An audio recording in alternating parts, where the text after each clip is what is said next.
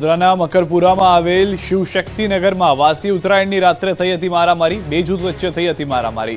જયરામનગરમાં રહેતા કેટલાક શખ્સોએ શિવશક્તિનગરમાં રહેતા લોકોને માર માર્યો। કપાયેલી પતંગ પકડવાને મામલે બંને જૂથ વચ્ચે મારામારી થઈ। સમગ્ર ઘટનાના લાઈવ વિડીયો પણ જોવા મળ્યા। લાકડી દંડા વડે બંને જૂથના લોકો એકબીજાને માર માર્યો। મારામારીમાં નાના બાળકો સહિત અનેક લોકોને ઈજા પહોંચી। પોલીસ સ્ટેશનમાં બંને જૂથના લોકોએ કર્યું સમાધાન।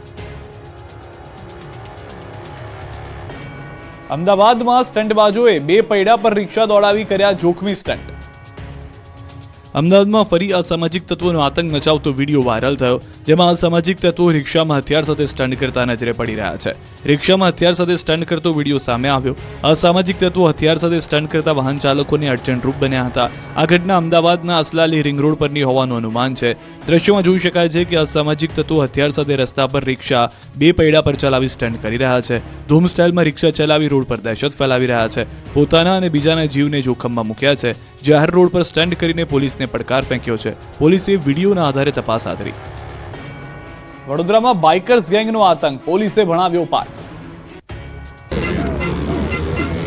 સૌથી વધુની સ્પીડે બાઇક હંકાવી સ્ટંટ કરતા વડોદરાના નબીરાઓને જેલમાં જવાનો વારો આવ્યો। વડોદરાના રસ્તા પર બેખોફ બનીને સ્ટંટ કરતી બાઇકર્સ ગેંગને પોલીસે પકડી પાડી છે। શહેરના રાજમાર્ગો પર બેફામ બાઇક હંકારી આતંક મચાવતી બાઇકર્સ ગેંગ પર પોલીસે તવાઈ બોલાવી છે।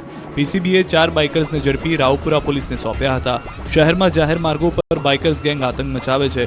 105 થી 134 કિલોમીટર પ્રતિ કલાકની ઝડપે બેફામ બાઇક હંકારતા બાઇકર્સ ઓવરટેક કરી અન્ય વાહન ચાલકોને અપશબ્દો પણ ભાંડતા હતા। રીલ બનાવવાની હોડમાં ટ્રાફિકથી ભરચક રોડ પર અન્ય વાહન ચાલકો માટે જોખમ બનતા બાઇકર્સ પોલીસ માટે પડકારરૂપ હતા। અકોટા, દાંડિયા બજાર રોડ, ફતેગંજ અને અટલ બ્રિજ પર બેફામ બનતા બાઇકર્સને છેવટે પીસીબી પીઆઈ સીબી ટંડલ અને તેમની ટીમે ઝડપી પાડ્યા। 4 બાઇકર્સની ધરપકડ કરી। રાવપુરા પોલીસે 4 બાઇકર્સને એવો પાઠ ભણાવ્યો કે સીધા દોડ થઈ ગયા, હાથ જોડી માફી માંગી। શુક્રવારે અકસ્માતની સર્જાઈ હારમાળા।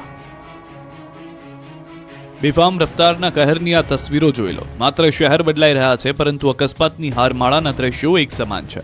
શુક્રવાર જાણે કે સંકટ લઈને આવ્યો હોય તેમ રોડ પર અકસ્માતની વણઝાર થઈ ગઈ। એક જ દિવસમાં 5થી વધુ લોકોના મોત થયા છે। સૌથી